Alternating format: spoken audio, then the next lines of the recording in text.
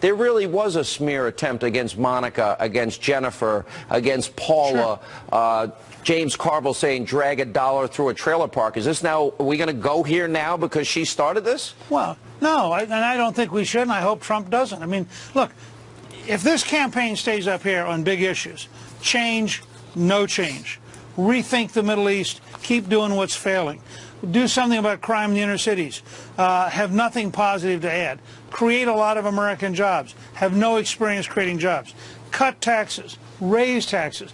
If Trump wages this campaign at that level, he is going to crush her. I mean, this country's not going to vote for a tax-increasing, left-wing, Washington-based, more red tape, bigger bureaucracy, weak foreign policy, radical social values, left-wing Supreme Court candidate. It ain't going to happen. How does the more they can? Yeah, go ahead. Okay, the more the Clintons can drag this into the gutter, the better off it is for the Clintons. They might win in the gutter. They're not going to win up here. And they know they're not going to win up here. Okay, so we can have a debate, 90 minutes, uninterrupted airtime, and we don't talk about the following: Obamacare. We don't talk about Saudi Arabia and Clinton taking money from a country that abuses women and gays and lesbians and Christians and Jews, and she's getting tens and tens of millions of dollars. We don't talk about Benghazi and her poor decision-making there. We don't talk about the real state of the economy. I mean, listening to Lester Holt's first question, I thought, we had the greatest recovery in the world. And meanwhile, it was the worst recovery since the 40s. Right. We don't talk about pay-to-play. We don't talk about the Clinton Foundation. We don't talk about the email server. We don't talk about immigration, vetting refugees, radical Islam. How do you not talk about all of these things in the course of a 90-minute debate? But they talked about birtherism. Because, Sean, two things here. First of all, the fix was in. I'm sorry to say it.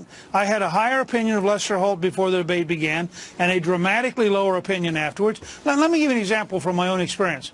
If Lester Holt had opened the debate by saying to me, look how great the economy is, my first reaction would be to say, Lester, I know you got a big job in New York and you get paid a ton of money and you're surrounded by people who are really doing well.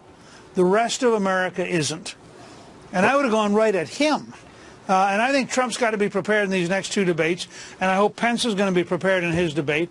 When the news media gets out of line, put them back in the box. You know, they're not your peers. They're not running for president. All right, so Miss Universe, with all these ethical issues, is brought up.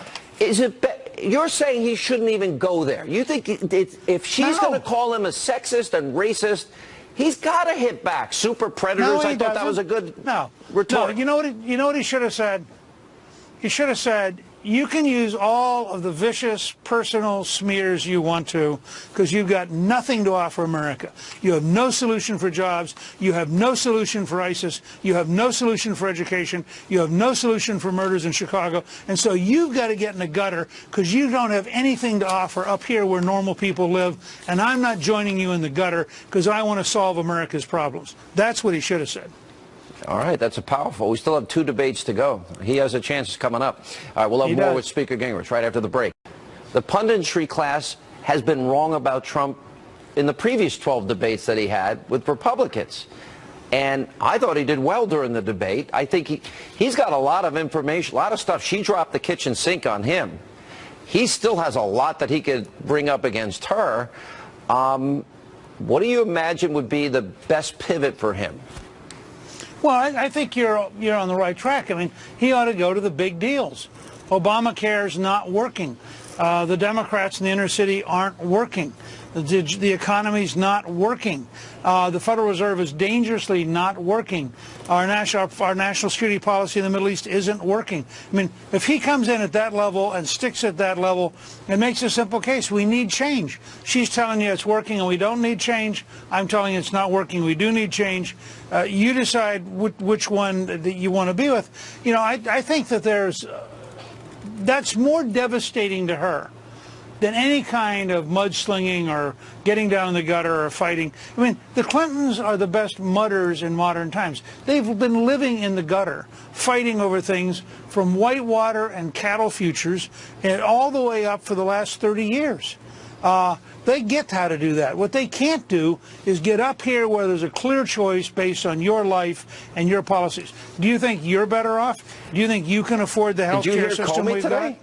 I mean, are we safer now? James Comey saying, watch out the next 2 to 5 years. Look, let me just say, if James Comey had been the director of the FBI during Watergate, Watergate would never have occurred. The more we learn about the level of the FBI cover-up, the more we learn about all the things they avoided doing, and the more we learn about what's clearly, I think, by any reasonable standard, a deliberate effort to cover up by Clinton and her staff. I am shocked at Comey, who's had a great reputation, clearly has been in the tank, covering up for what, by any reasonable standard, is a horrific scandal of illegality. Well, it appears, I mean, can you imagine using bleach pit and not being accused of destroying evidence? I mean, if I did it, you would be visiting me in jail, I hope, with a cake with a file in it. You can't lay out the timeline of this whole scandal and not reach the conclusion that she broke the law early on, that they knew she was breaking the law, that when it became obvious they were in trouble, even after they were beginning to get subpoenas and were being told not to destroy anything, they were methodically doing things. It's really, I think, truly horrendous. 33,000 emails. All the money from Saudi Arabia, a country that abuses women and gays and lesbians and Christians and Jews, and she never criticized them. She was bought and paid for. Mr. Speaker, good to see you. Good to see you.